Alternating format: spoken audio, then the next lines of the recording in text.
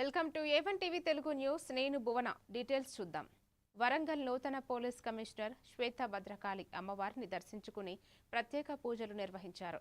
ఆలయ అర్చకులు, అధికారులు ఆమెను పూర్ణ కుంభంతో స్వాగతం పలికి తీర్థ ప్రసాదాలు అందజేశారు. నూతన బాధ్యతలు స్వీకరించిన అనంతరం అమ్మవారి ఆశీస్సులు పొందడం సంతోషంగా ఉందని, నగరంలో శాంతి భద్రతల పరిరక్షణకు కట్టుబడి ఉంటామని సిపి శ్వేత తెలిపారు.